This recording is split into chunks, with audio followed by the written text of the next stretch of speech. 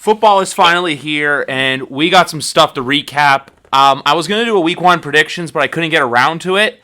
And it's on my TikTok, which, if you don't follow me on TikTok, it's at MainMarkMurph. But welcome to episode 24 of the YWC Football Talk podcast. Nytemare10, Phil, is back here once again with me. And I'm going to go back to Skype for a second because we did this when we answered the phone, and I got to do this again. But Superman Cam. Oh, I know there was a bit of trash talk when it came to everything. Like, with not so much with, like, oh, how Cam played, but, oh, let's see how you do against a real opponent. But you know what? There was some moments where he looked a little iffy, but for the most part, man, Cam looked pretty good yesterday. He did. He did look really good. I mean, he didn't have to do a lot, which is exactly what is the perfect formula anyway. He shouldn't have to do a lot, which is, when you put a lot on the quarterback, which they did do last year, which is conveniently enough. They put too much on Brady. He had no help. But yeah, so like, yeah, I was really impressed with Newton, and the fact it's so weird. It's still, like, it was obviously first game without Brady in the uniform, but it was actually and we'll talk about this later. But like it was more weird seeing Brady in a different uniform than not seeing Brady. Which, if that makes sense, I thought it was gonna be like, I really thought it was gonna be emotional not seeing Brady on the field, but it's also weird just seeing a quarterback that can run the ball. I'm like, what is this? Like, I mean, it's just weird how, because obviously, that's kind of where the future's going, but at the same time, it's like we haven't had that. So, I mean, outside of a random run where you go crazy for Brady, but I do think Newton looked really, really good. I was impressed. He obviously didn't have to throw as much, so we'll see in the games where maybe someone contains him a little bit more. We'll see how his arm truly is. So it was like, first impressions, I was definitely impressed. I was like, okay, he can at least manage the game, so that's good. Exactly, and also too, like, there was a lot of plays where Tom would usually take a sack or have to get rid of the ball or just have a grounding. Like I saw he did one yesterday against New Orleans. But with Cam, there's those plays where he's able to get out of the pocket. And I do agree with people, like, when they, like, chirp, say, oh, like, you just played Miami, and, like, it's like, only, it's just Miami. I know I said the same thing more than once. But I'm excited for Sunday. Like, I'm not, like, going into it being, like, nervous. Like, oh, if it was Stidham, I'd be going into it being like, oh, we're going to lose. Like, when I saw this game on the schedule back in May, I kind of circled it as, like, I wouldn't be shocked if we lost it. But it's going to be a good test, too, because if Cam goes out there, and even if we lose, but say if it's, like, 27-24, like, we lose by a touchdown, and Cam looks decent, I'm going to be impressed, because even though Seattle's offense looked really good yesterday, their defense didn't exactly let Atlanta, there were some plays where Atlanta just got the ball off really well. Julio had a good game. Calvin Ridley had a good game. So we'll see what happens on Sunday, but for the most part, it's exciting just to know, like, hey, Cam's in this system, but like we've said too, and I know Big Rat's a big advocate for this because he's so anti-Josh Allen. When people are like, Josh Allen looked good, I'm like, yeah, he played a worse Jets team. I'd say Miami gave us some trouble yesterday, but not too much trouble. Yeah, they just don't have talent. I mean, I think the Dolphins, I will give them props in the game, is I thought that they kind of coached pretty well, like it's the best they could with the talent that they have. They just don't have the talent. It just isn't there. I think their defense, you could see some shines. God, I can't remember the guy's name, the linebacker. And as Big Rat getting ready to jump into the call with us, but so he'll know more about it. I think is it Carter? Not Carter. Baker. I don't know. Baker. There you go. He seemed pretty good. I mean, doesn't have any The only thing I will say is I'm leading into this is the discipline for the Dolphins isn't there. So I want to kind of ask Big Rat when he jumps in about that. Like, is there an issue there, or does it just happen to be like first game jitters and stuff like that? Because there's a lot of stuff like. And that's my one thing with Cam. Cam's going to kind of fight back, so it's going to be a little different to see that. Now that Brady didn't fight back, he would walk away. So it was kind of different to see Cam, of course, being someone that is going to fight back. But the Dolphins seem kind of mouthy. But that's kind of this rivalry also too. So maybe it's just the fact that I haven't seen it in a while. And we got the Dolphins fan. Here he is, Big Rat. Like, we were just talking about it, just going in a little bit in yesterday, kind of saying how, even though like it was 21-11, we thought that Brian Flores did actually ran some pretty good plays, and also too the defense had some moments where it shined. Like, I even tweeted out yesterday saying that Jerome Baker was a bit of a problem for the Patriots. I just want what do you think about the game yesterday from your perspective, from the Dolphins' perspective? Yeah, I would agree. I thought Flores made some nice adjustments throughout the game. The Patriots had good counters. Like early in the game, the Dolphins were pretty consistently having like linebackers trail James White, but the problem was it like really exposed them in the middle of the running game. So then, as you got closer to the red zone, Flores would instead have the safeties do that, whether it be Eric Rowe or Bobby McCain trailing him out to the flat. But then, as to keep the linebackers in the middle of the field, not having to chase James White and exposing them to problems. And then the Patriots would then counter, and then you'd have those plays where I think both of Newton's touchdowns were outside, up to the right side, up through the end zone. I thought Flores made some good adjustments. It's just, I just think the Dolphins front seven is getting a lot of heat today. And I mean, they were up and down. Like, I thought some guys played well. I mean, I thought Jerome played well. I thought Christian Wilkins had a good game. I thought Devon Gotcha had a good game. But really, I think the story was just that the Pats front, just bullied them.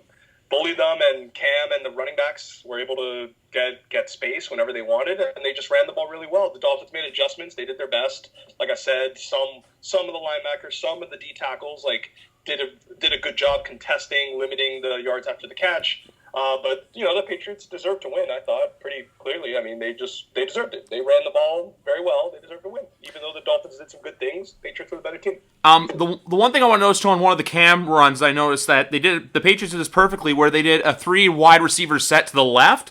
So that took away the corners and the safeties, made them go to the left. So then Cam saw that, read that, and it was just a simple quarterback sweep to the right. So he just walked in clear as day, and by the time that Miami realized it was too late, and Cam was basically just running into the house. So that was just one thing I noticed right away. I think it was Jim and Tony picked up on it perfectly during the game, was just the way they did that. And like I was saying to Phil earlier with Cam, Sunday versus Seattle is going to be a bit of a challenge, but if they can come out of that either with a win or looking impressive, I still think it's a good sign, because a lot of people are going right now, like with Tom, where it was, he was playing New Orleans next week, for all we know he's going to torch Carolina. With the Cam, they want to see Cam throw, and they want to see Cam beat a good team. And I just made the argument, I want to see the same from Josh Allen, because let's be honest, the Jets were probably the worst team yesterday in the NFL. Right, and I mean, going on the whole Cam thing, we talked a little bit of this already, but his decision making was on point. That was the biggest thing. He didn't have to throw a lot, but he knew when to run, when not to run. And that was when to hand it off, that kind of thing, when to keep it. There was one play I don't know how you don't fumble the ball. It was just a fan perspective being. I mean, it's not just Cam; other people do it. But he basically gave the ball all the way to Sony Michel and then still kept it. It was just I was that play was awesome to see, because it's being able to do that, not so. But yeah, I mean, I think something I was going to say. One thing I will say, a concern of mine still, obviously not having Hightower is a big part of this, just because it kind of allows for more of a pass rush. The pass rush from us was kind of non-existent. We did sack. I think we sacked Fitzpatrick maybe once or twice, maybe. So it just seemed like that's always been a New England problem. We can never seem to get a good pass rush. So that's still going to be a concern, because if you don't get pressured, people are going to get open. And so I think that's the thing, and that's what I love on the other side of it with Cam, is because he's able to open up and extend the play even longer when receivers aren't getting open, where Brady's wanting to get the ball out really quick, which is a good thing, but as also, if there's no one open, what are you going to do with the ball? So yeah, I mean, just from my view as a quasi Patriots fan for this year, I mean, I was less so yesterday. Moving forward.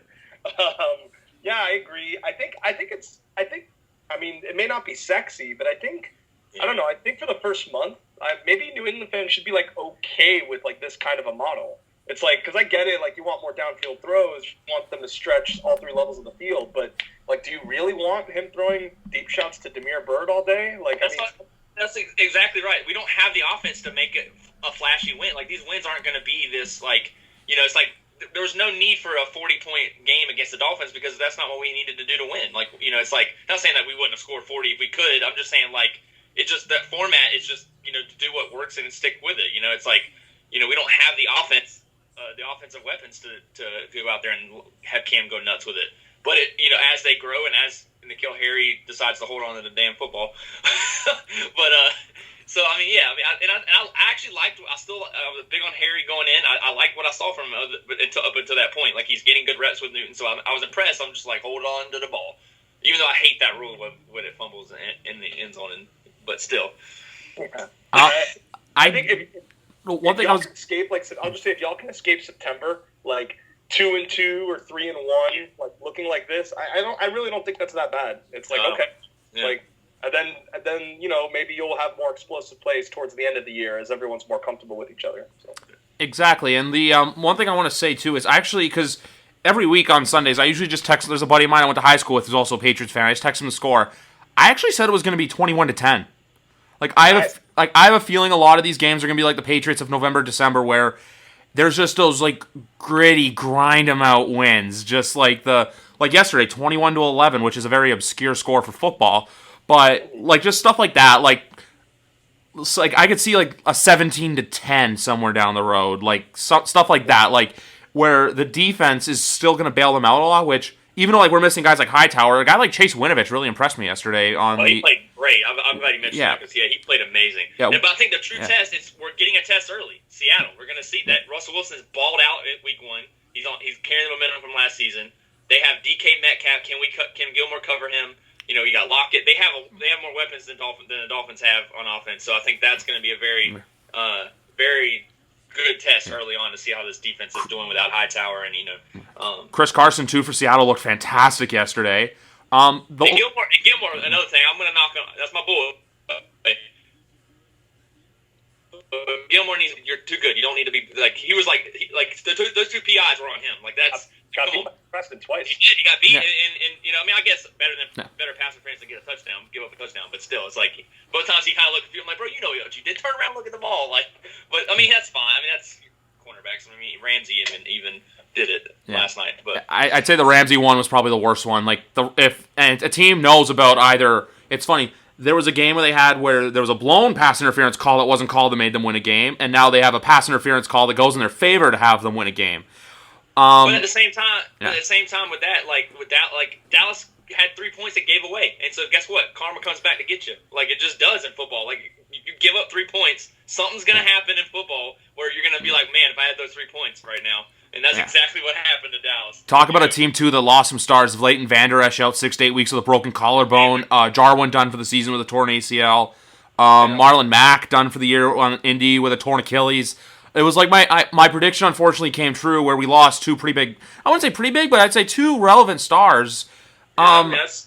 But just one thing I want to say quickly yesterday with upsets.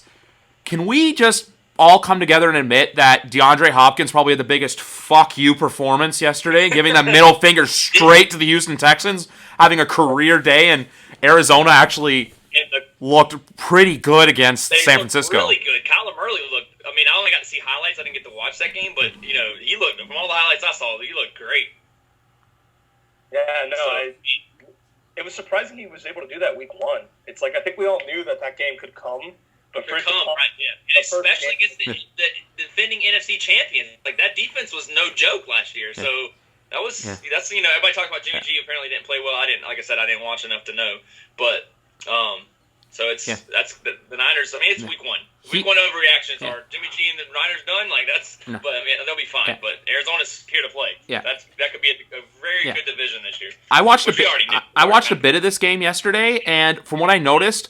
It was just Jimmy made a play when it mattered most, Kyler. And then there was moments too where Kyler was just making the defense just look silly out there. And even I'll say this now, I heard this. Kyler's that one guy you don't want to play with because you don't know what you're gonna get. It's like the same thing with Cam right now. You don't know what you're gonna get. Kyler's another one too because Kyler's just elusive and sneaky. Like I think I said on the podcast, or even some people were saying the potential whole second year breakout thing. Someone said it too about Locke, but we'll find out about that in Big Rat's gone. Be right back. He's back. But the one thing I was going to say, too, is a lot of people are looking at Kyler to make that next big step. Be like, Patrick Mahomes in his second season MVP. Lamar last year MVP, which we'll get into him in a minute because they do not look like they missed a beat yesterday in Baltimore. But we'll see what happens with Kyler Murray. But also, too, just one more point. Who would think that Arizona versus Washington week 2 would be both one team, although that matchup would be going 2-0?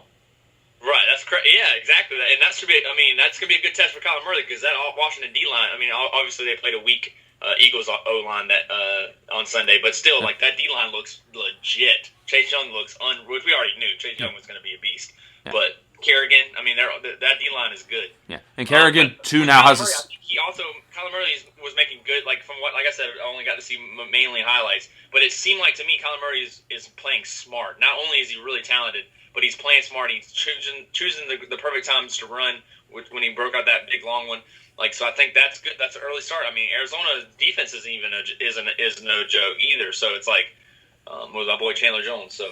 Exactly, like Arizona, and plus two. I know it's not your ideal school, but Isaiah Simmons as well is a baller. Oh yeah. But another Gamecock had a good day. Another Gamecock had a good day too yesterday. Melvin Ingram for I was about to say San Diego for LA. I just saw the tweet from Gamecock football basically saying that Gilmore and Ingram both had good days. But that's one other thing I want to say quickly, man. I didn't watch much of the game either. Like I was just because I don't have a Red Zone channel here. We have something called the Zone DAZN. And through that, I get Red Zone. So I got to see the ending of Chargers Bengals, and to watch Burrow go down the field, he didn't look like a rookie. He looked like a vet. Like Burrow, we'll give him some time, but man, the biggest thing with Burrow, which is what I expected him to have a pretty good. They're not going to win games a lot of the time, which was proof there. Even though they should have won that one, but he's got the talent. He's going to look really good. I just think. Will the coaching catch up to that, or will the coaching be good enough for that?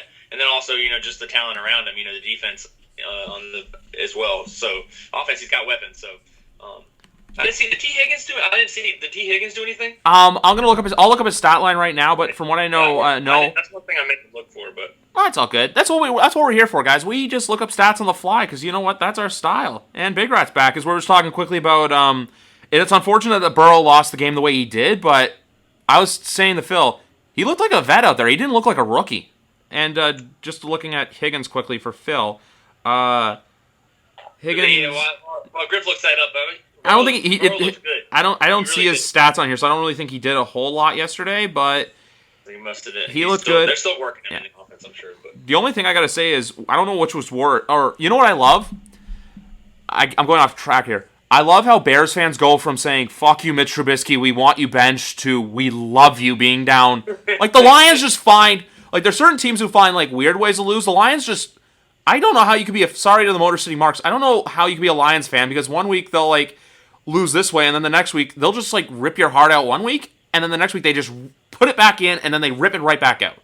I feel like that's what being a fan of Detroit Lions football is. Joe was talking about how he's not even surprised anymore about that, so. Yeah. I'm gonna be a touchdown. That was a very stereotypical Lions loss, under Matt Patricia. It was eerily similar to their Week 1 game against the Cardinals last year, except instead of a tie, they just outright lost the game. Where they had this commanding. I think in Week 1 last year it was an 18-point lead, and this year was a 17-point lead. And you look like you're in control. The offense looks good. The defense looks good, and then it just all falls apart. And yeah. The Swift drop is certainly bad luck, but it's I definitely feel bad for them. I have sympathy to some degree, but it's also I don't know, don't let it get to that point in the first place. You have a huge lead. Why are you as we are Chris Fowler coming to the podcast? I just heard the Monday Night Football stream coming from one of you guys. I guess one of you guys are streaming it, and I just heard Chris Fowler quickly. That's all, but. Oh yeah, I was just gonna say don't let it get to that point. Don't blow a 17-point lead. Don't throw an interception under 2 minutes and give the Bears the chance to win. It's just don't do these things, and then you're not because there's a drop in every game. There's not always a drop touchdown. Obviously, not as egregious as that, but it only cost you the game because of your own fuck ups the previous half. So it shouldn't even been to that point. And it seems like the Lions have that stigma to where oh wait. We're in the lead, we're the Lions. Wait a second, we can't do that. Yeah. But then you see them go out and beat the Patriots last year. So it's what are you doing? Yeah, they're literally. It's for every good thing they do, they literally take 2 steps back. Yeah. It's oh hey, they can go out here like you said, and beat the Patriots, do whatever. They had a really good win against them, but then the next week they'll go out and blow a 17-point lead to the Chicago Bears like they did yesterday. And also too, I feel Matt Nagy and Ryan Pace are doing whatever they can because they literally just gave the entire team pairs of Jordans, and I just love that how they're wearing these brand new white and orange shoes, full track suits like it's college. What are they gonna do? Like pay them like each game it's a new gift. Oh hey, this week's Apple Watches. This week's like a new TV. It's like next week's an iPhone with AirPods. It's like where's the gift giving gonna stop with the Chicago Bears? The only other thing I have to say with a fuck you performance was Aaron Rodgers basically going like, hey Green Bay, you want to draft a quarterback? I'm still me. That's what happens when you finally get rid of your dead weight, a.k.a. Danica Patrick. For those of you that know who that is. Yeah. But you probably broke up with Danica Patrick, who is horrible in that, or was horrible in NASCAR. She's not in NASCAR anymore. But yeah, Rodgers balled out. I mean, I have Adams on one of my fantasy teams, so I was very appreciative of that. But I expected like the Vikings, man. That defense, like I had a feeling, which is funny. I had the Vikings defense in one of my leagues, and I was like, not right before the game, but the night before, I'm like, I don't feel good about this. And so I literally dropped them, picked up Tennessee, and they would have got me -9, the Vikings. I'm like, thank God I had just something about a feeling. I'm like, I don't know. I think Rodgers is about to go off, and I bailed at last minute. So sometimes those feelings are good. Don't always listen to your feelings last minute, though. Sometimes they can get you. Did you guys see Mike Vrabel's mask yesterday when he was boarding the plane? I did. Derrick Henry is Mike Vrabel's the fantasy football coach of the year. Like, just like by that mask, I have Derrick Henry in a couple leagues, and I'm just like, if he does not get over 20 points tonight, I'm going to be disappointed. But he should be fine. Denver's defense without Von Miller is going to suffer. I think Henry's going to have his for sure. It's just whether Drew Lock looked pretty impressive, so we'll see if he keeps that up. I don't think Sutton's going to be playing tonight. That's the other disclaimer. If for anyone listening, we're recording as the Giants Steelers game is on, which is at halftime right now with the Giants up 10-9, and Titans Broncos is later. So we'll figure the results of that later. But the other game I think we got to talk about, honestly, Saints and Bucks. Yeah, I mean, because I think that's a game all three of us watch. I can tell right away from when Big Rat looked and went, Yeah. I'm like, yeah, that's a game all three of us watch. Let me just say, like, anyone surprised? Like, let me just say this: anyone surprised about how that game went? The Saints are good. Like, they're like, don't just act like because it's not, like, I get it. There's a lot of going, even with like there was a lot of emotions going in. There's a lot of like, the narrative toward Brady, but all that narrative, Saints was like, we don't care. We're still the Saints. Like that Saints defense. And I'll even give props to both defenses, even though I know the Bucs end up giving up a lot of points. But it's hard to stop. Like it's the other things that I look at, and it's like the defense for the Bucs looked good for a majority of that game. It's just you can't contain that offense. I mean, Kamara, if that wasn't proof, why Saints you should have signed him like forever ago. Like recently, like that was proof. They got like that man needed his money. Like I mean, and Michael Thomas didn't even do that much in that game. Like. That's what's impressive about the Saints. Like their star guy doesn't have to do every. It's like the Saints should have won by even more. They should have. Yeah. And like there's obviously the Kamara touchdown at the buzzer that got taken off, which would have made it 41-23 final score. But there was also there were like the Bucs offense. It's like they moved the ball. Almost all their touchdown drives needed like a 40-yard, 30-yard pass interference penalty to move the ball down the field. Yeah. And look, I mean, I get it. It's Mike Evans. That's part of his game. You throw a jump ball to him, he either catches it or he draws a PI call. I get it. It is somewhat sustainable. It's just that's kind of their way of doing it, and it was pretty remarkable. Like it just seemed like for most of the fourth quarter, even when it was like an 11-point game, it just felt like the Saints were like pretty clearly outclassing them. It was just like they were the better team. Like, it's funny you mentioned the Mike Evans thing because going into the season, that's the matchup that I was the most excited for Brady, but I actually thought, like, because I like Mike Evans and I like Brady, but like, that was the one I knew was going to need the most work because it's just Brady is like, and he proved it in this game.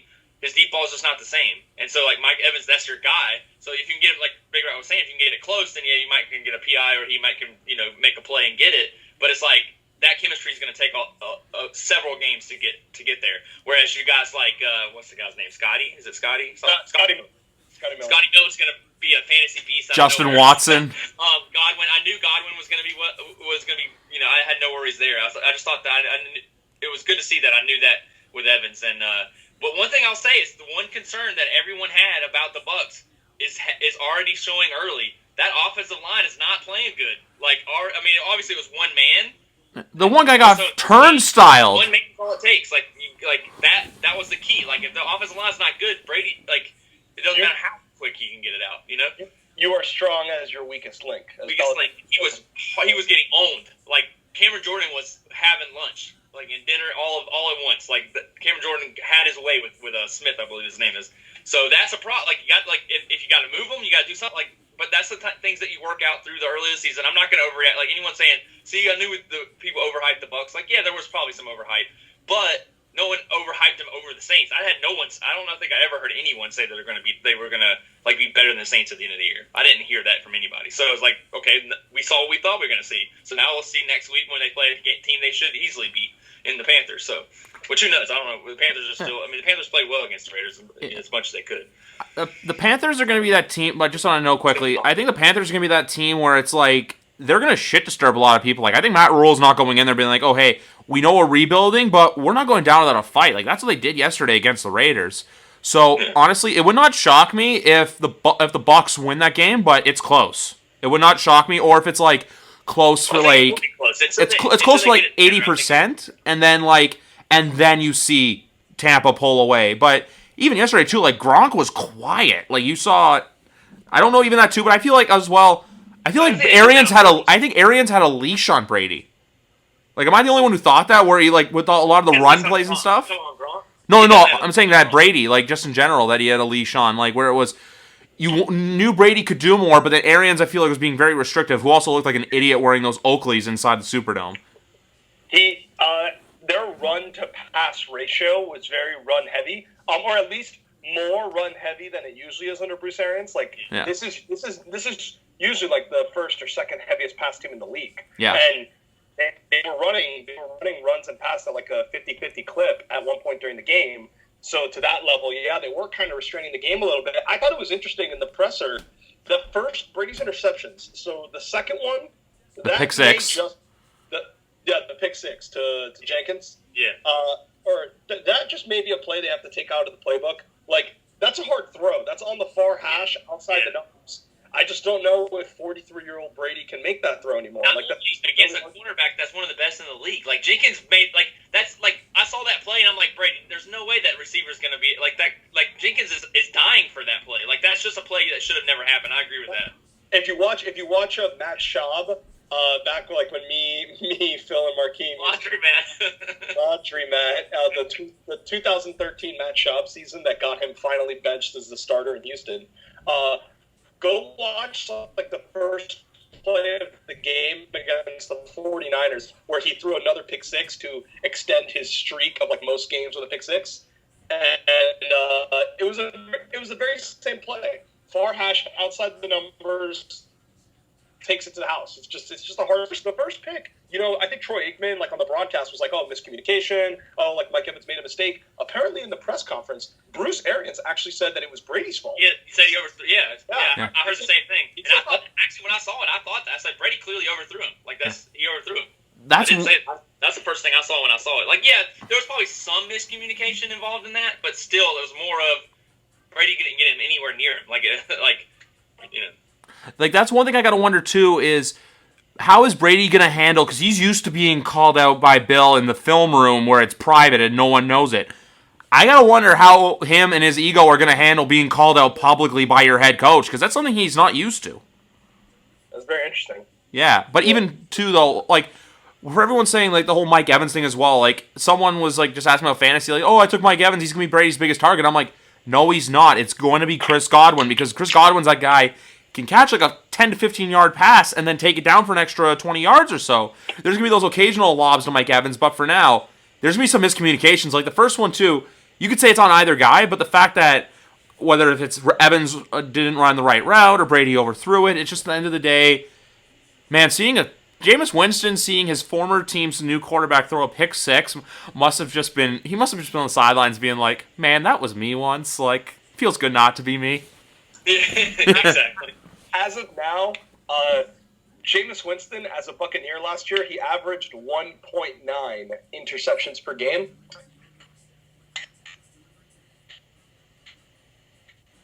Brady, that's what everyone said all summer. All summer, everyone said, say what you want about Brady, at least he won't turn over the ball. That's what everyone said. No, exactly. That's the thing that, honestly, it's like, because then after that, I think someone said, like, stat-wise, he was technically better than Breeze after that, is what, I never looked into that, but they said, but stats don't, I think in that regard, it's like, well, Breeze didn't have to do nearly as much, like, because he if Breeze was down 2 touchdowns, Breeze is probably throwing it down. Right, exactly. So I think that's what I was saying. Like, I think the stats are a little skewed there. But yeah, I mean, I think this doesn't shock me. Like, I know, like, we're obviously Patriots fans are having their fun with the whole 1-0, 0-1. Like, and quasi-Patriot fan. I mean, I don't think the Bucs are in trouble. I don't think at all. I think Brady's fine. They'll get it figured out. Like, at all. They have too much invested to not. And I just think it's just it was just proof that you're looking at a Saints team that didn't change. They were good last year. They're going to be even better. And then against a team that has all these new pieces, all these new things. I mean, Fournette didn't even barely got in the game himself. So I think he's going to be key. I will say, I thought Gronk looked pretty slow. So with Gronk, I think it's clear it's so as much as you everyone overhyped the Gronk signing thing. This is exactly what I knew that they would end up doing. Like, I thought Gronk would get more than he got, but he was crucial in the run game. Like, that's what they used him for. They're like if they're smart, I would you shouldn't have to use him that much. Obviously, in that game, they needed him, so it looks bad in that regard. But he's just one of those. He should you have all these other weapons. Gronk should not be a guy that has to do everything like he had in later years in New England. But I think it's going to be embarrassing. Just one quick thing. I think it's going to be embarrassing towards the end of the year when we realize that Gronk was going not only above O.J. Howard in fantasy drafts, which he was, but he was also like a top 10 tight end drafted.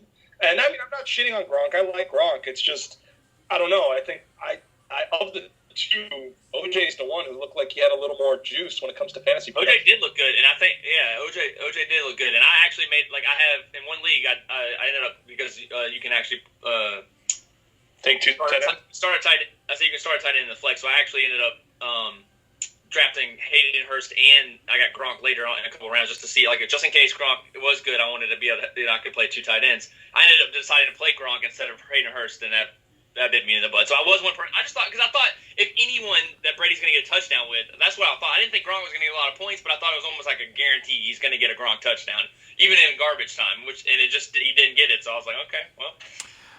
The only thing I want to say is, the best throw yesterday wasn't even done by Brady or Breeze. The best throw was that Taysom Hill pass to Alvin Kamara late in the game. Just imagine, that's the thing too with the Saints. When you think you got him figured out, they just throw the wrench called Taysom Hill right at you. And that's why I think this team has a chance this year to actually go deep. I want to see them go deep just so they can write that last chapter, get that swan song, get that second chip. Because, like I've said before, in the NFL, there's a huge difference between winning 1 championship and winning 2. Well, I think the thing with Taysom Hill, too, though, they have to be careful because in that same game, I can't remember exactly the situation, but Taysom, the Bucs sacked him, in the backfield because of, it just looked like an obvious play where Taysom Hill's clearly going to run with the ball. So I think you have to be careful how you use that because it's once he's in, it's I think the Saints are creative sometimes with it, but sometimes I think it kind of bites them and it's you kind of kill momentum. I think they did that some last year. So I think that finding the perfect balance there is the key to the Saints with Taysom Hill.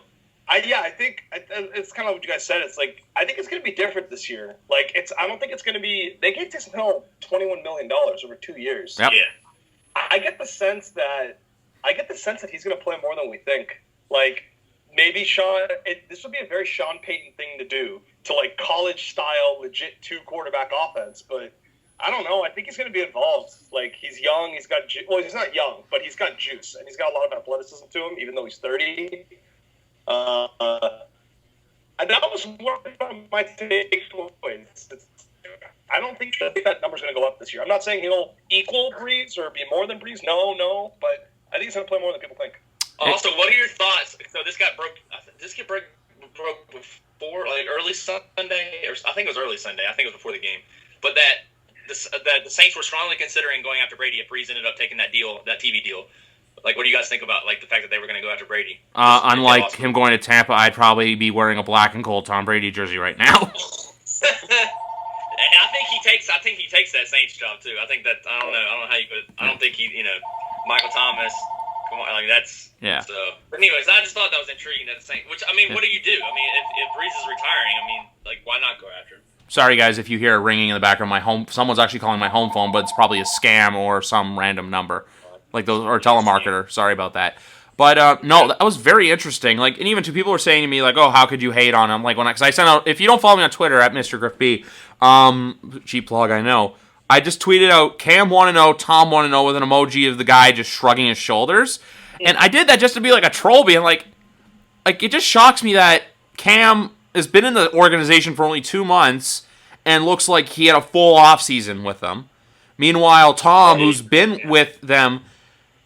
I understand not having a preseason, but just the fact that you have this 20-year vet who's won 6 Super Bowls, who's with a new organization, and then you have Cam, who hasn't played in 2 years because of injuries, looks like Cam just fit in perfectly, and also they catered the offense to him. But like I said, I think we're finally starting to see that Byron Leftwich isn't exactly Josh McDaniels for offensive coordinators, but I will give credit to Todd Bowles. Todd Bowles can run his defense really well, and he's also one of those guys. He's also one of those.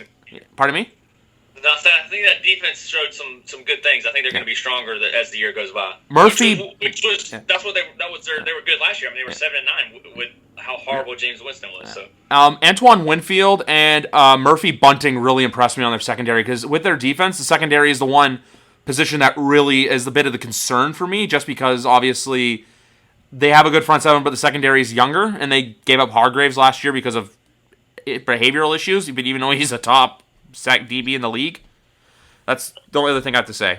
Besides go ahead, Big Red. Oh, I was just gonna say, like, look, like the Brady stuff, like, yes, they'll need time, they'll figure it out, and all those caveats. But I do think yesterday's 2 Patriots-Bucks games highlight, like, coaching matters and offensive line matters, and so that's why, like, for last year, when everyone, and kind of for a lot of Brady's career, but especially last year, when everyone was saying, what do you expect? Look at who the receivers were. Now he has Godwins and Evans and Howard.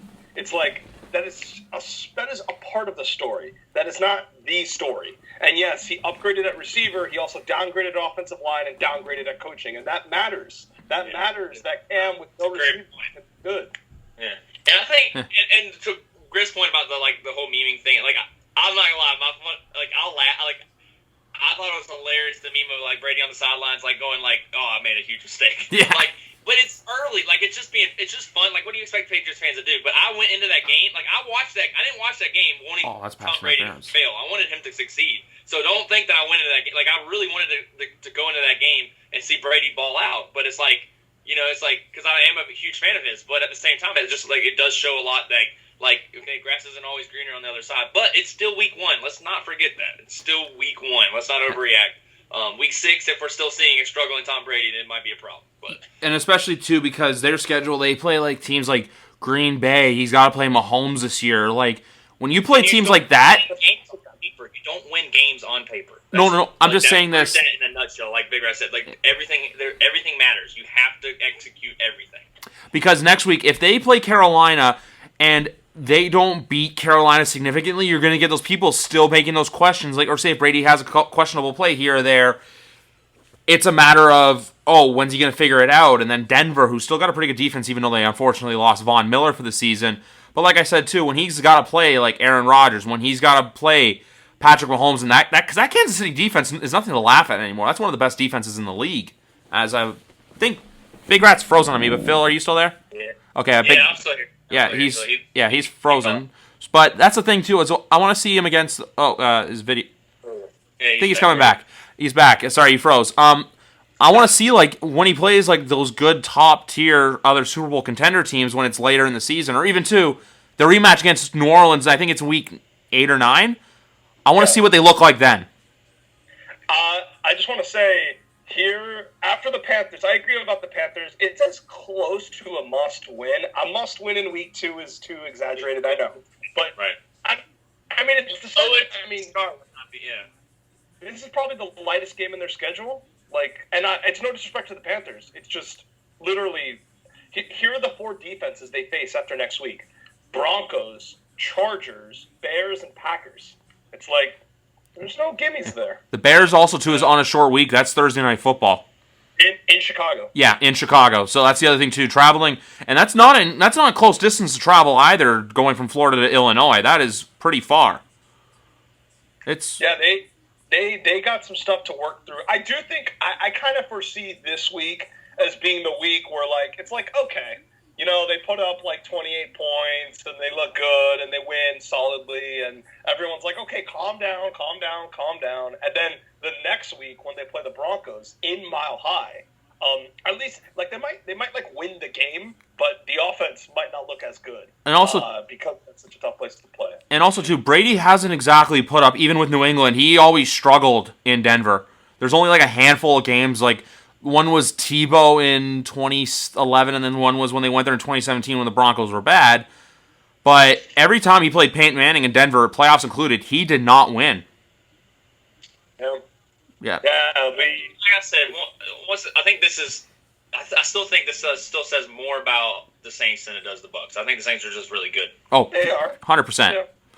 Yeah. Just moving on quickly, which team would you say was worse yesterday, the Colts or the Eagles? Which was the worst loss? Well, I would say the Colts. The Colts have no excuse. I don't care, division or not. They have no reason losing to the Jags. All this hype I heard about. That's why I was like, I don't know where all this hype was coming from, because I just don't like Phillip Rivers. Let's see. I mean, he's got to learn a lot. I mean, he's still got to adjust and stuff, and we'll see if I end up eating my words. But it's like I was not impressed by that Colts team. Like I didn't have the hype. I didn't feel the hype that most people like. Some people had them winning the division. I'm like, whoa. But then you have a team that's supposed to tank. A team that's supposed to tank goes in and beats you, was it in Jacksonville? I can't remember. But, it was in Jacksonville. The only game yesterday in front of fans. That's right. It was one of the. Yeah. That'll change next week. The Dolphins are allowed to have fans in the stands. Colts too, and I think this Thursday night there will be fans. Which to me, let's talk about that real quick. What are your thoughts? Do you think that that's an unfair advantage for a team? Because if you think about it, like we're watching the games and we're hearing the crowd noise. Which, by the way, sometimes it works, sometimes it completely sounds awkward. Like I don't know about you guys and watching the game. Sometimes it sounds good, sometimes it's not so good. But I mean, obviously, dead silence. It would sound like a practice. It would be really practice to quote Bill Belichick. But yeah, I mean, I don't know. I think if not every team can allow fans, that no team should have fans. That's just my opinion, though. Exactly, I agree. Yeah. Plain and simple. But here we are, so that's not going to happen. Yeah. So. Like even though the Dolphins are allowing fans, I don't think Big Rat's going to be rushing to go into Hard Rock Stadium anytime soon. Or unless you are, that's up to you. No. I mean, I might like towards the end of the year, but I mean, I'm busy this weekend anyways. So I gotta start seeing how conditions are, policies, etc. But yeah. Okay. Just wanted to ask. That's all. Yeah. I do think it should be all or nothing, though. I mean, they're not going to, because they would rather have more revenue with as whatever fans they can get to pay for tickets, and they'd be okay with that. So I get it from that angle. But yeah, it is. It would have been really unfair if the Bucs won this game, and then when the Saints play the Bucs in Tampa Bay, the Bucs get to have all their fans in the stands later. Right. So that's what I'm saying. So that's another thing too. It's like so like later in the year, if you decide to now people allow fans, it's like you said. I mean, then now it's like it kind of puts a disadvantage at when you played them early in the year or teams. So it's I agree. It's like when New England goes to Miami, which is the game's actually on my birthday, and they'll probably be in front of fans. Week 15, December 20th. That is my birthday. Yeah, they'll definitely be in front of fans. It's Florida. Florida doesn't care. The only other things I need to say about yesterday is that... Even Big Red knows that. That's kind of their MO. Yeah. I mean, they've been back... Disney's been open for a while, so... The only other things I have to say about yesterday is that Baltimore looks good. I don't know what's wrong with Cleveland. And as for Thursday night... I think Bill O'Brien's gone at the end of the season if they don't make the playoffs. From day one, Griff, I'll tell you what's wrong with Cleveland. It's an organizational problem. Same thing with Detroit. Like, it's an organizational problem. You can add all the talent you want to that team until you change the mindset, which is what Oakland / Las Vegas has had to do. Like, it's a mindset. Like, Cleveland has that mindset. We're not good enough. And so they're never going to be. Like, when you get there, it's like your mindset, you put the mindset on instantly. It's just, you can just tell that it's a culture problem. They're also on a very bad streak of, like, their head coach losing their first game in. And I was like, even yesterday, too, Kevin Stefanski was not Kevin Stefanski. He was, like, very, like, from what I didn't watch any of the game, but from what a lot of the play calls were, it seemed like he was very timid, or he was kind of, like, conservative with his play calling. And also, too, for Baker's got to be Baker. Baker, I think, is trying to be like a Lamar Jackson or Patrick Mahomes. And if Baker can be Baker and just sit back in the pocket, you know what? Run occasionally, just throw to like Landry and throw to shit man Odell. Puns are intended. I'm sorry, it's too easy. We also haven't recorded since that story broke. It's so funny that he plays for the Browns. Exactly. Whole new meaning to the term Cleveland steamer. But Big Ryan is just losing it off camera right now. But man, it's like I can't believe he said that. I was looking at, but it's just I don't know what it is with Cleveland, but like I'm looking at Thursday nighters, and no offense, but like the first three are Cleveland, Cincinnati, which I don't know how it's going to go. Then Miami, Jacksonville, and then New York and the Jets and the Broncos. So two of those three. It's not going anywhere. Yeah. But Thursday night football is trash, man. It's trash. It's always been trash. It always will be trash. Like even two good teams. Like how many good Thursday night games can you think of off the top of your head? I can't think of any. Like there was when Cleveland played the Jets 2 years ago and Baker Mayfield replaced Tyrod Taylor. That was fun. I do remember that one. Okay, I'll give you that one. OG fans remember this. Back in 2013, when they started doing Thursday Night Football, the Browns faced the Bills, and it was like E.J. Manuel versus yes, I remember that. And like the Browns. Oh, his signal kind of cut out, but One thing I was gonna. Oh, there he is. He's back. One thing I was gonna say too is I still think. You know why? I still think OBJ gets traded. I still think it's happening. It seems to be like it's written on the wall. I don't know. I think it's next offseason. I don't think it's this year. Well, whether it's his fault or not his fault, I don't know. It's really, really hard to justify giving him and Landry the contracts they have with the offense not being as good as it should be. It's like the financials don't make any sense. So, yeah, I think it just seems like for whatever reason, like I saw that OBJ. I didn't watch that game at all. I watched most of the 1 o'clock games, but not that one. OBJ, I think he had 10 targets and 3 catches, and it's like, how does that happen? Like, yeah, I drafted him in one of my fantasy leagues. I'm like, why? You never draft him. Why? Why did you do this? I'm going to look it up quickly because I'm curious. He had 3 receptions on 22 yards. He averaged about 7.3 a carry, and he was targeted 10 times. Yeah. That's not good. 3 catches for 22 yards.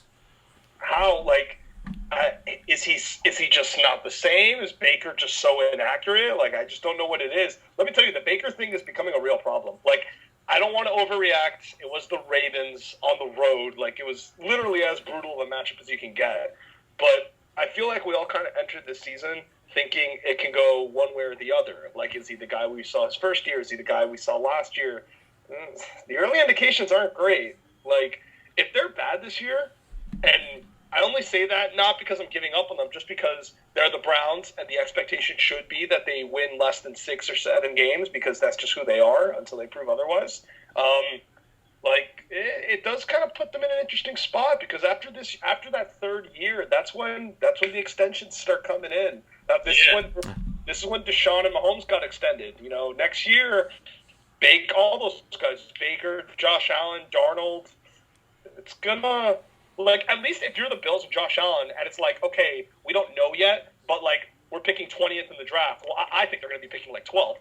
But, like, if you're picking late in the draft, it's like, okay, well, what can we do about it? It's not like we have a quarterback. You pretty much have to commit. I agree with that. Because, like, and with Baker, it's like, I said this about the Browns. Like, the Browns keep drafting. Not only do they draft quarterback, like, say what you want about talent-wise of Manziel and Baker, but they kind of had the same mentality. Like, they were great in college and everything, but they have this, like, I don't know. I don't even know. Like, I wouldn't even say, like, I don't know if I would say cocky, but it's just they have this mentality that isn't going to work in Cleveland. Like I said from the get-go, like, Baker is going to fail. Not for talent-wise he's going to fail, but he just isn't going to make it work because I just don't think that's the kind of person they need. They need a true leader quarterback. Not saying that Baker's not a leader. It just doesn't – he doesn't – I don't know. I can't really describe it. I just think Baker's just like – to me, it's a carbon copy of Manziel, and it didn't work with Manziel, so why do you think it's going to work with Baker? I just don't – I never thought that matchup between them and Cleveland was going to work well.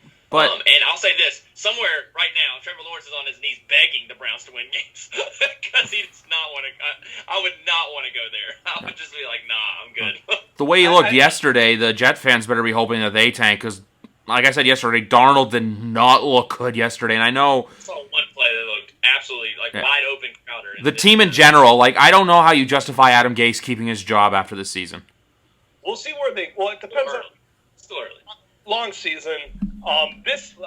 I will say this to people who like to bet on like spread lines in the NFL. For any listeners, the Jets with Adam Gase is very, very easy to figure out. I've been saying this for a year now on this podcast. They will either win a game close or they will lose and get their asses kicked. So it's very simple. When you see Buffalo Buffalo minus 6.5, I think was the spread. You have to ask yourself: do you think the Jets can beat them in Buffalo? If you think the answer is no, then expect the Buffalo to win by double-digit points. Yeah. And that's exactly what happened.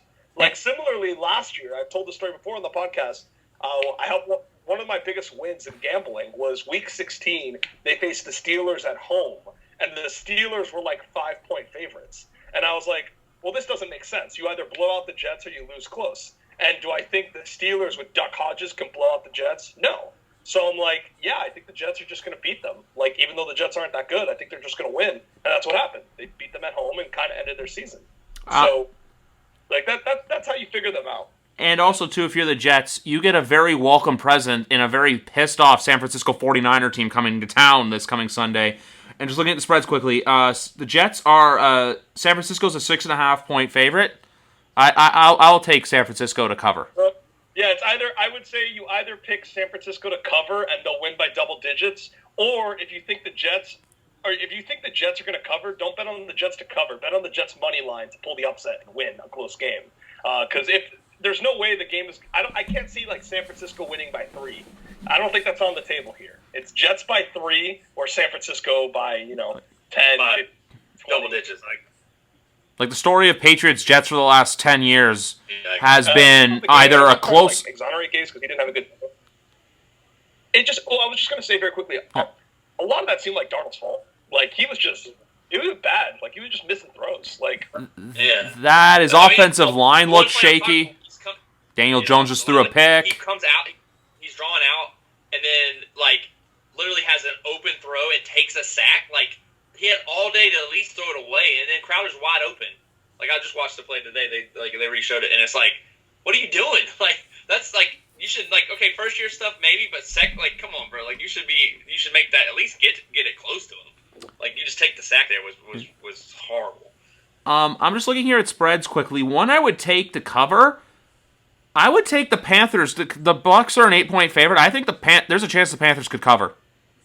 Yeah, I would agree with that. I think the Panthers cover that. I mean, I'm not big on spreads, but I would think they cover that. And also, too, another one that could potentially cover, I think, is the Chiefs are a 9-point favorite. I think there's a chance the Chargers could cover that one as well. Yeah. Like, the Chargers aren't good, but they're not that bad.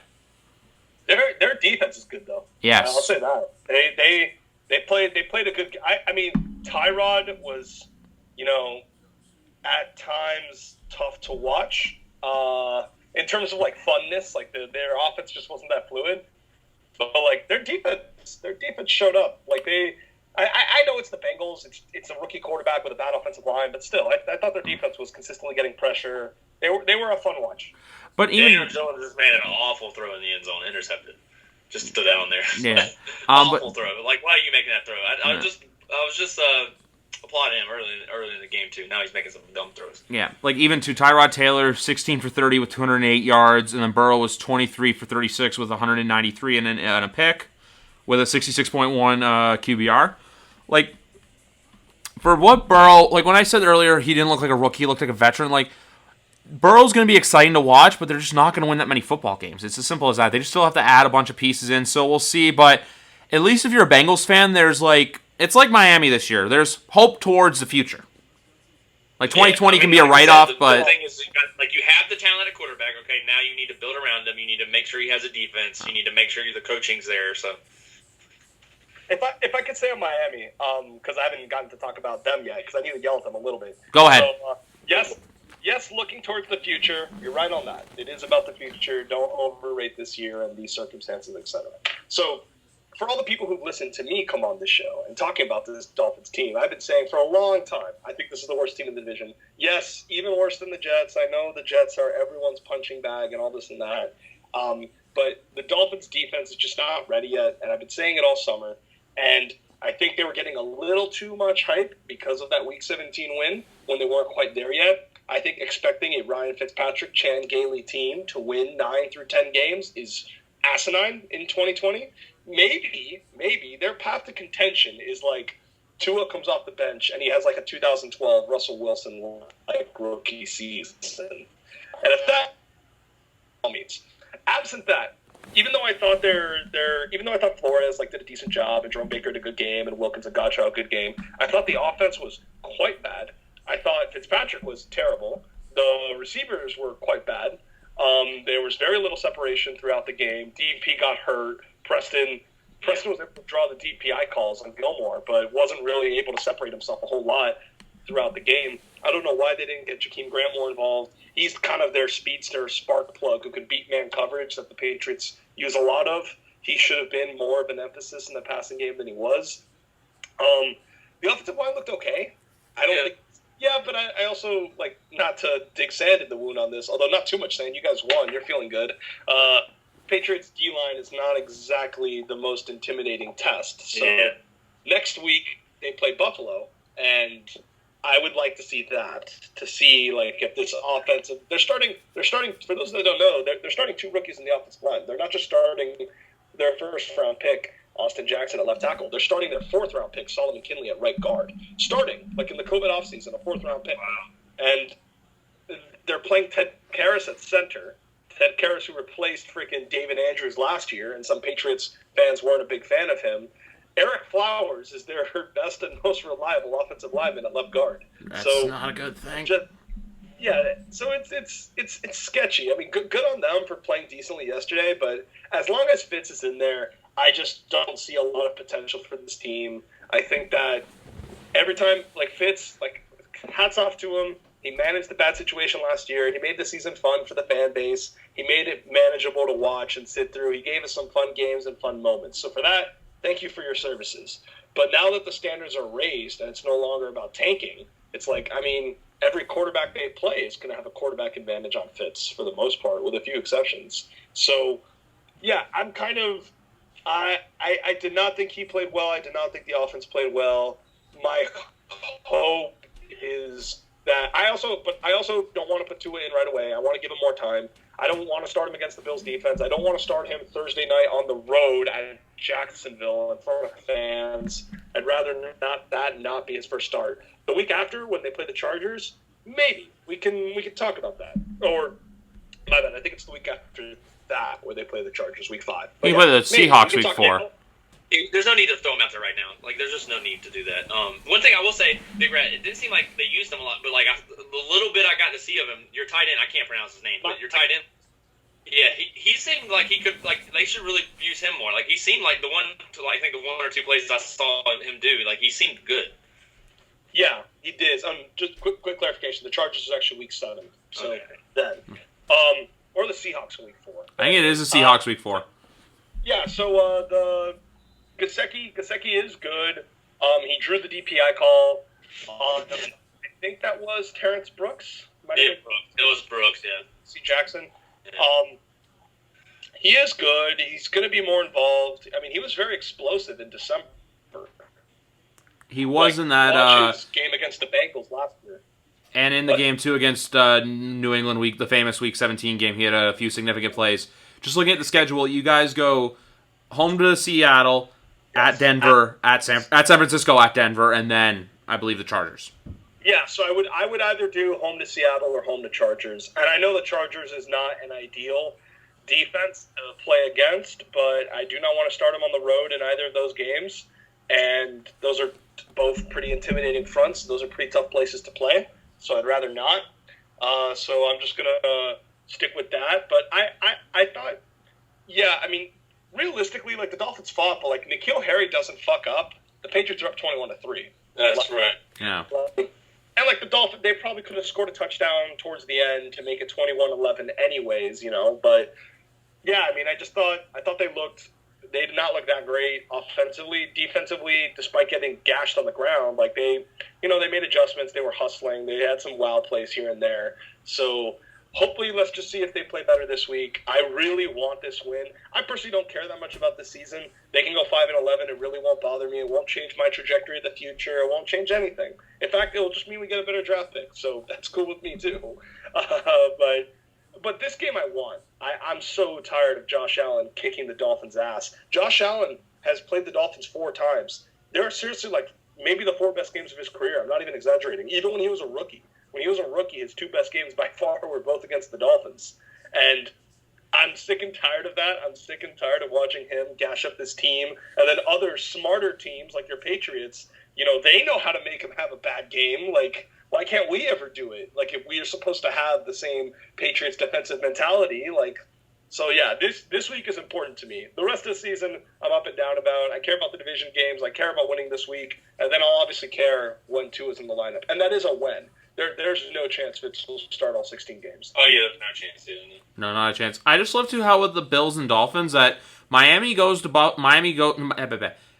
Buffalo goes to Miami when it's still hot as balls, which I assume it's still really warm down there, and then you guys go to Buffalo when it's going to be freezing cold. I just find that hilarious. Yeah, and it hurts us more than it hurts them. I mean, it certainly hurts them, but for years, whenever the Dolphins go into Buffalo, it's like a funeral home. Like it's just brutal. Like they get murdered every single time. It's almost as bad as going to Foxborough. But last year they actually put up somewhat of a fight at first, and then kind of faded a little bit in the fourth quarter. So hopefully that changes. But yeah, the temperature effects definitely matter. No doubt about that. I do remember the game last year. I think the Miami was up 17-7 at some point, and then I think Allen had a big second half and fourth quarter, and then the Bills ended up winning that game. I can't remember when the one in Miami was, but like you said. Well, it was very forgettable. Yeah. It was week 9. It was after the Dolphins got their second win over the Colts, and then week 9 they played the Bills at home. They lost 37-20. They got absolutely torched by the Bills. Allen was fucking killing us that day. Well. I think that's besides that, I don't think we have anything else to talk about, guys. So, both of you guys, thank you very much for coming back on episode 24. We will see you guys later. We'll see you guys back here later this week as we do our picks for week 2 of the NFL season, guys. Take care and have a good day.